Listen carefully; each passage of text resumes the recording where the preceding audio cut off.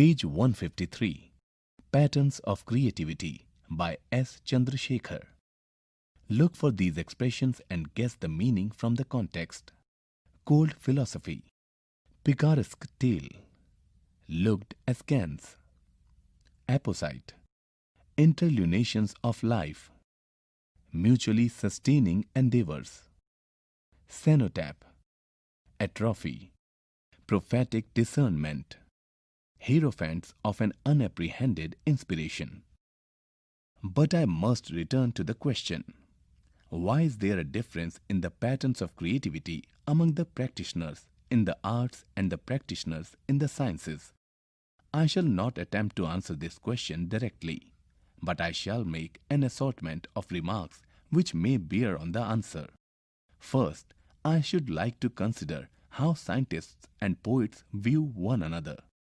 When one thinks of the attitude of poets to science, one almost always thinks of Wordsworth and Keats and their oft-quoted lines. A fingering slave, one that would peep and botanizes upon his mother's grave. A reasoning, self-suffering thing, an intellectual, all in all. Sweet is the lore which nature brings, our meddling intellect misshapes the beauteous forms of things we murder to dissect. Wordsworth. Page 154. Do not all charms fly at the mere touch of cold philosophy? There was an awful rainbow once in heaven. We know her woof, her texture she is given. In the dull catalogue of common things, philosophy will clip an angel's wings. Keats. These lines perhaps find an echo in a statement of Lois Dickinson. When science arrives, it expels literature. It is to be expected that one should find scientists countering these views. Thus, Peter Medawer counters Lois Dickinson by, "The case I shall find evidence for is that when literature arrives, it expels science. The way things are at present, it is simply no good pretending that science and literature represent complementary and mutually sustaining endeavors to reach a common goal. On the contrary, where they might be expected to cooperate, they compete. It would not seem to me that one can go very far in these matters by pointing accusing fingers at one another. So, let me only say that the attitudes of Wordsworth and Keats are by no means typical. A scientist should rather consider the attitude of Shelley. Shelley is a scientist's poet. It is not an accident that the most discriminating literary criticism of Shelley's thought and work is by a distinguished scientist, Desmond King Halley. As King Halley has pointed out, Shelley's attitude to science emphasizes the surprising modern climate of thoughts in which he chose to live, and Shelley describes the mechanisms of nature with a precision and a wealth of detail unparalleled in English poetry. And here is A.N. Whitehead's testimony. Shelley's attitude to science was at the opposite pole to that of Wordsworth. He loved it, and is never tired of expressing in poetry the thoughts which it suggests. It symbolizes to him joy and peace and illumination. I should like to read two examples from Shelley's poetry which support what has been said about him. The first example is from his Cloud, which fuses together a creative myth, a scientific monograph, and a gay picaresque tale of cloud adventure. Page 155. I am the daughter of earth and water, and the nursling of the sky. I pass through the pores of the ocean and the shores. I change, but I cannot die. For after the rain which never stain, the pavilion of heaven is bare, and the winds and sunbeams with their convex gleams build up the blue dome of air. I silently laugh at my own cenotaph, and out of the caverns of rain, like a child from the womb, like a ghost from the tomb, I arise and unbuild it again.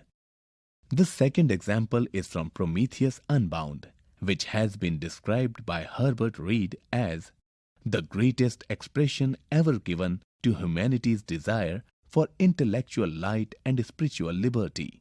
The lightning is his slave, heaven's utmost deep, gives up her stars, and like a flock of sheep, they pass before his eye, are numbered and roll on. The tempest is his steed, he strides the air, and the abyss shouts from her depth laid bare. Heaven, hast those secrets? Man unveils me, I have none. Let me turn to a slightly different aspect of the matter. What are we to make of the following confession of Charles Darwin? Up to the age of 30 or beyond it, poetry of many kinds, such as the works of Milton, Gray, Byron, Wordsworth, Coleridge, and Shelley, gave me great pleasure, and even as a schoolboy, I took intense delight in Shakespeare, especially historical plays. I have also said that formerly pictures gave me considerable and music very great delight. But now, for many years, I cannot endure to read a line of poetry. I have tried lately to read Shakespeare and found it so intolerably dull that it nauseated me. I have almost lost my taste for pictures or music. My mind seems to have become a kind of machine for grinding general laws out of large collection of facts. But why this should have caused the atrophy of that part of the brain alone, in which the higher tastes depend, I cannot conceive. Or consider this: Faraday discovered the laws of electromagnetic induction, and his discoveries led him to formulate concepts such as lines of force and fields of force, which were foreign to the then prevailing modes of thought. Page 156. They were, in fact, looked askance by many of his contemporaries, but of Faraday's ideas Maxwell wrote with prophetic discernment. The way in which Faraday made use of his idea of the lines of force in coordinating the phenomenon of electromagnetic induction shows him to have been, in reality, a mathematician of a very high order, one from whom the mathematicians of the future may derive valuable and fertile methods. We are probably ignorant even of the name of the science which will be developed out of the materials we are now collecting, when the great philosopher next after Faraday makes his appearance. And yet, when Gladstone, then the Chancellor of the Exchequer, interrupted Faraday in his description of his work on electricity by the impatient inquiry, "But after all, what use is it?"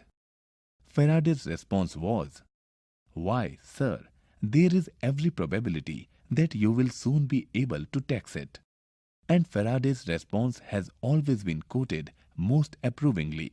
It seems to me that to Darwin's confession and to Faraday's response, what Shelley has said about the cultivation of the sciences in his defense of poetry is apposite. The cultivation of those sciences which have enlarged the limits of the empire of man over the external world has, for want of the poetical faculty, proportionally circumscribed those of the internal world, and man, having enslaved the elements, remains himself a slave. Lest you think that Shelley is not sensitive to the role of technology in modern society, let me quote what he has said in that connection. Undoubtedly, the promoters of utility, in this limited sense, have their appointed office in society. They follow the footstep of poets and copy the sketches of their creations into the book of common life. They make space and give time. Shelley's A Defense of Poetry, from which I have just quoted, is one of the most moving documents in all of English literature. W.B. Yeats called it the profoundest essay on the foundation of poetry in the English language. Page 157. The essay should be read in its entirety, but allow me to read a selection. Poetry is the record of the best and happiest moments of the happiest and the best minds. Poetry, thus, makes immortal all that is best and most beautiful in the world.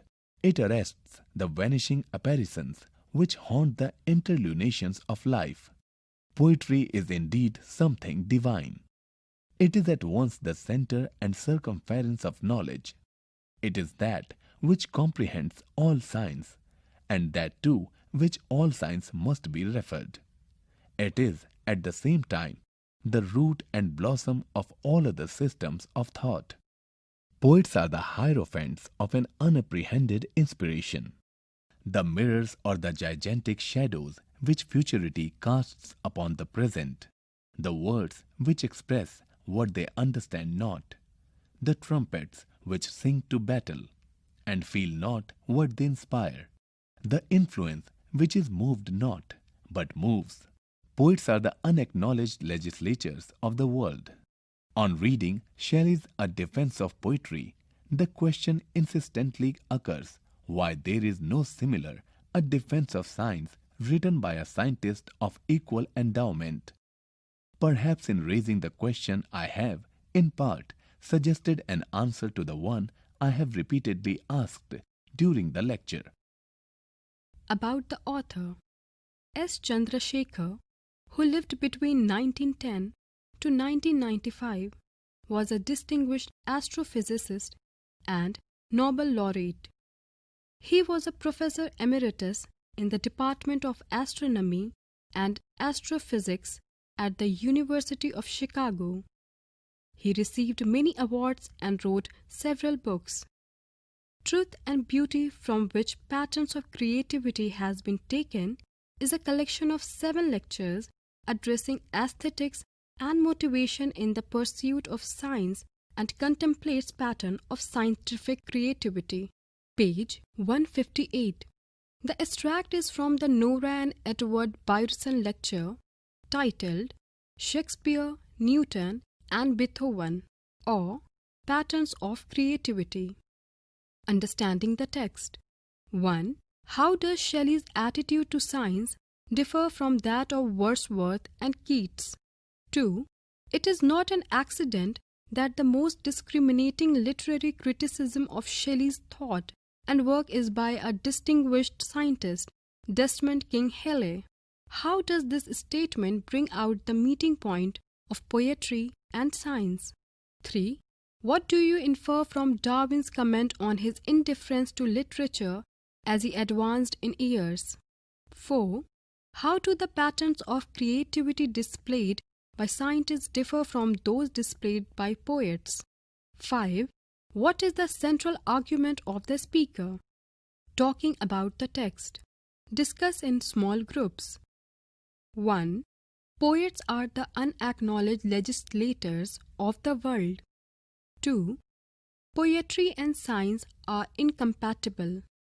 3. On reading Shelley's A Defense of Poetry, the question insistently occurs why there is no similar A Defense of Science written by a scientist of equal endowment. Appreciation. 1. How does the assortment of remarks compiled by the author give us an understanding of the ways of science and poetry? 2. Considering that this is an excerpt from a lecture, how does the commentary provided by the speaker string the arguments together? 3. The cloud fuses together a creative myth, a scientific monograph, and a gay picaresque tale of cloud adventure. Explain. Page 159. Language work. 1. How do the words in bold, in the lines below, illustrate the poet's ability to convey criticism cryptically? Our meddling intellect misshapes the beauteous forms of things. We murder to dissect.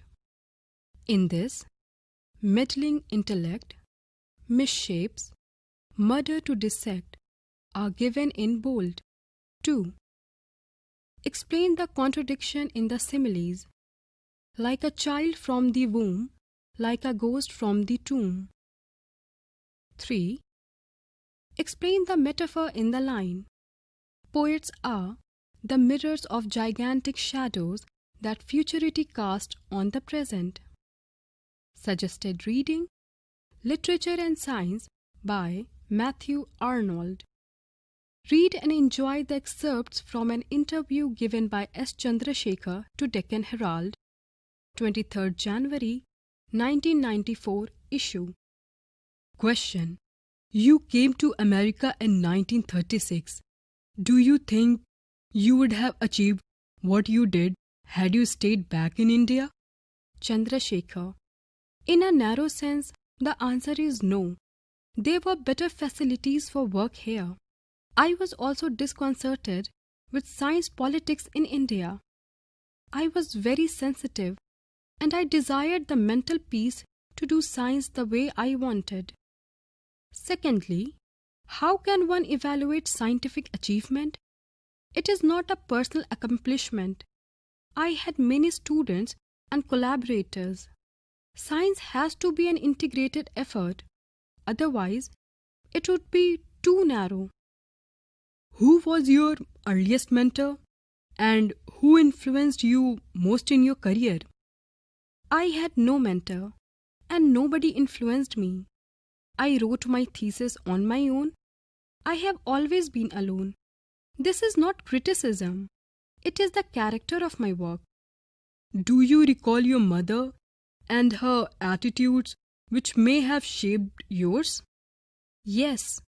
I recall a particular incident which revealed my mother's extraordinary awareness.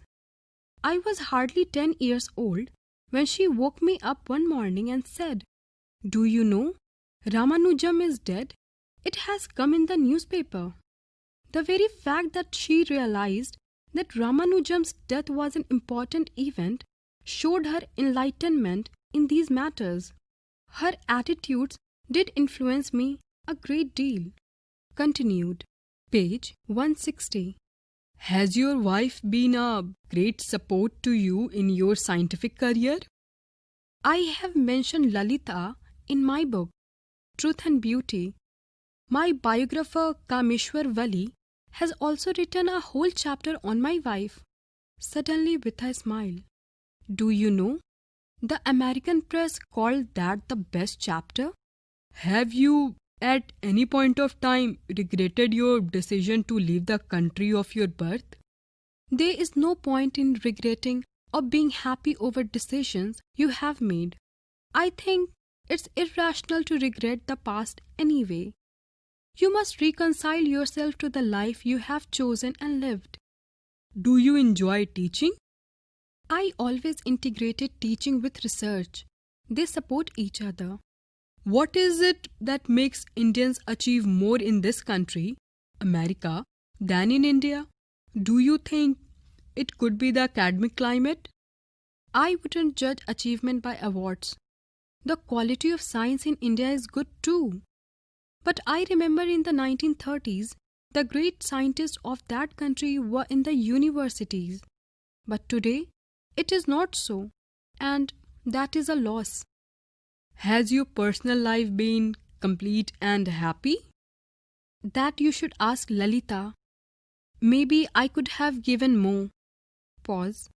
I don't believe that a true scientist, can ever have a complete personal life. Pause again. I sometimes wonder whether all that I did and accomplished in my lifetime, was it really worth it? Kameshwar Vali later interpreted this comment as, when Chandra asks, was it worth it?